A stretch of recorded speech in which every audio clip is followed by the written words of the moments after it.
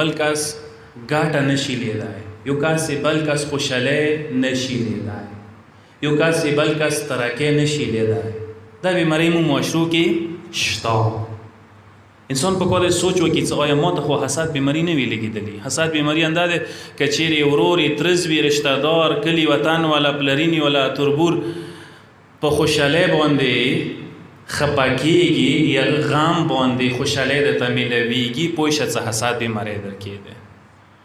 او دا ډېره خطرناکه بیماری ده. نن سبا مو معاشرو کې دا شی شته ده، عام ده دا شی. چونکې چا په خوشحالی، چونکې چا په ګاټې نه خوشحالیږي، تکلیف ورته میلویږي، چا ته ترقي میلو شي، چا ته نوکري میلو شي، چا ته یوه ګاټه میلو شي، حتی چا ته یوه ویزا میلو شي هم خلکو ورنې خفه کېږي. ولې داسې وشوه؟ حالانکه بنیادی خبره ده توقعون بندگانو، چوک ای چا روزه نشی خوړای، ای ورور روزه نشی خوړای.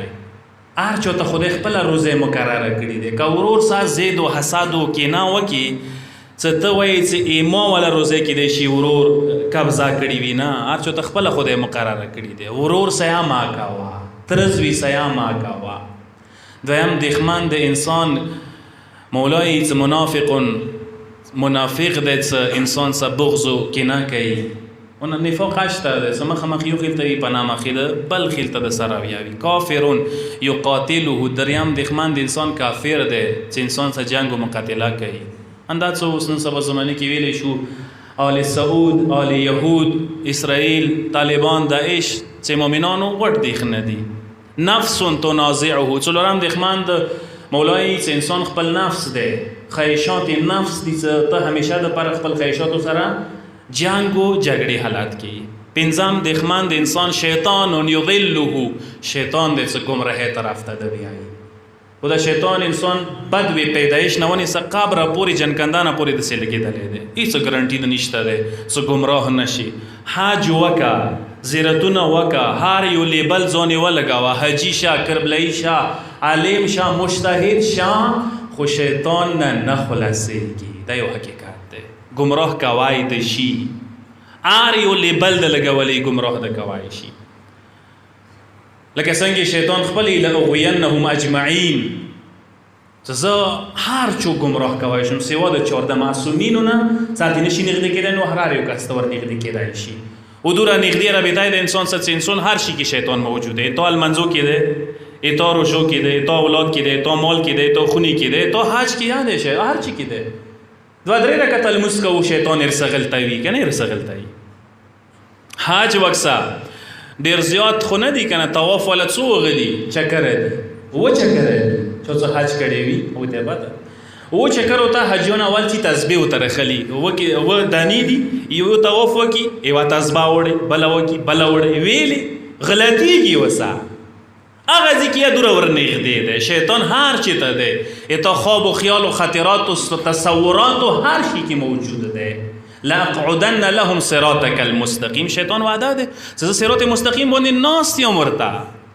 جماعت کې بوی زاو سره یم، محراب کې بوی زاو سره یم، مسجد کې بوی متمخانه کې، هر چی ته زه ورسره یم. زه یې پرېږدم نه. لکه د ما و تاسو کوم عیال ویلو اهدنا الصراط المستقیم، دې څه معنا ده؟ خدای صراط مستقیم باندې هدایت کی؟ نه، صراط مستقیم باندې هدایت یې المنځه کې قبلې ته د مخ ته وضو د کړی دی، مسلمان یې 5 وخته لمونځ کوي، خو صراط مستقیم انده ده که نه؟ دې معنا ده چې خدای صراط مستقیم نه ثابت قدم وساتي. المنځه نه بعد آی تو ګرنټي نشته دی چې ګمراه نشي. دا ده شیطان هر چی ته موجوده، یاد وساته. لذا ضمانت او ګرنټي ده نشته دی. مختصرا تاسو کوم شیطان یو څو حربې ډېر کم ټایم خلم یو صلوات واستای محمد و آل محمد باندې، اللهم صل علی محمد و آل محمد. ای واحد کنده د شیطان انداده، لکه څنګه قرآن لا تتبعوا خطوات شیطان، او بندگان شیطان قدم و پسې قدم ما کې کدوی. دغه ځکه یو نفسیتی جمله ادا شوې ده، یعنی ویلي کسه شیطان سټپ بای سټپ تو گمراه کوي، ورو په ورو پوی باندې شي شیطان څنګه گمراه کړي. او دا بنیادی شی د عرض کوم کسه دغه باندې ما ډاډه کېږه چې زه د وخت سره لمونځ کوم، روژه ده کوم، حج ده کوم، زکات ده کوم، خمس ده کوم. نه، عمل ته ډډه نشي، هر خیل ته عمل کوي ډډه کراو غراو ته نشي، بیا ځان کام وګڼه، بیا ځان ناقص وګڼه. شیطان هر یو انسان خپل کمزوري راکې رنسي، شیطان هر یو انسان خپل کمزوري راکې رنسي. هر چا کې یو کمزوری راک شته، ته هنرمند کمال الله درکې څه هغه راگ معلوم کړه څه کوم راگ دی څه زه شیطان ورکې نیولی یم. چوک به خمس کې نیولی وي نورو شو کې به تکړه وي، چوک به المنځه کې نیولی نورو شو کې به تکړه وي، چوک به حج کې نیولی وي، چوک به زیاراتو کې نیولی وي، چوک به پیسو خیراتو نظراتو نه ورکولې کې نیولی وي، کنجوس به وي، بخیل به وي، چوک به درویغو کې نیولی وي، چوک به غیبت کې نیولی، چوک به تهمات پروپاګاندا کې نیولی وي. هر چوک یو کمزور راگ دی شیطان مغه کې نیولی دی. هغه اصلاح کا، هغه ټیکا څه دغه ځکه کامیاب شولې پوښه څه شیطان نه وتلی. شیطان یو حد کنده انده دی، زه عرض کوم دته مو محقراتو نه وتی وړې وړې ګناهانی ځنه کارونه د انسان ته ډېر وړه بریخي، خو هغه یاد وساته محقراتو نه ځان ساتل مولا دي. ایاکم والمحقرات، او بندگان وړو ګناهانو نه ځان وساتوئ. فإنه تجتمع على عبدي فتهلكه، انده وړې ګناهانی دي جمع کیږي انده د هلاک کوي. ایت الله مجتهدی تهرانی یو جمله د کوي هغه وړې ګناه ته وړې نه مایا کیدای شي مایوا وړا ګناوي مغه د جهنم ته ورسي، وړخ کار خیر ته نیک ورته وړ نه مایا کیدای شي مغه وړو کې کار نیک وي مغه د بهشت ورسي. مثلا مثال در کوم لیاری نیچو سختای ای وی الوشت لیاری نیچو سختای کا اور پریک د والا کیدای شي مغه د تبایس جوړ شي د بهشت د بوزي. یو پیپلاین دی، یو اوبو مسله دی، پوڼي پټي مسله دی، ونې غني مسله دی، چرګې چیچک مسله دی، ډېرې واړې واړې مسلې وي ځنه وخت کې مو هغه باندې ودرېږو ضد ته اندو مسلې د ته جوړېدای شي بایسې څه جنت ته دا بدلای شي که ور پرېږده د والا ګزاره د وکړه بهشت ته دا بدلای شي جهنم ته دا بدلای شي. لذا دغو شیانو صرف نظر کول نه دی پکار. دویم شی څه کوم دی تصویف دی. شیطان یوه حربه تصویف عربی کې موتی صوفه صوفه و بشي و بکوم ټایم شته دی، ماسې وخت شته دی، ماسې ځواني دی، ماسې زندګي پاتې دی ډېره. ځنه کسان به تاسو لیدلي وي المنځو کې بالاخره سس چوک روژو کې سس چوک حج نه کوي، چوک زیارتونه چا باندې یو شی پاتې چا باندې بل شی پاتې. یو شی انده دی شیطان، یوه حربه شیطان انده دی. ډېرو کسانو انده نن سبا کې ګردن باندې چا المنځونه یولل، چا روژې یولې، چا حجونه یولل، چا خمسونه یولل، چا زکاتونه یولل، پرېږې چاته ډول پردی وته مرګ نه بعد بیا پردی وته پتې کېږي. قربان د شم زمن وته نه پردي ځکه دي چې بیا یې تو په خمارې چې یو شی نه رڅي خو پردی شو که نه چې تو په خمارې رڅي نه خپل دی. بیا داسې نه وي چې مرګ نه بعد ته وایي چې یهودی مړ کېږي که نصراني مذهب کې مړ کېږي ویلې څه حاج ده نه دی راوړی. یا درته وایي چې مثلا اهل بیتو کې چوک شفاعت والا د نشته چونکې زیارتونه د نه دي کړي، المز د نه دی راوړی، روژه د نه دی راوړي، زکات د نه دی راوړی. دین یو کامل و مکمل شی دی چې که هر یو کار ورکې کوه عمل ورکې کوه سستی ښه نه دی.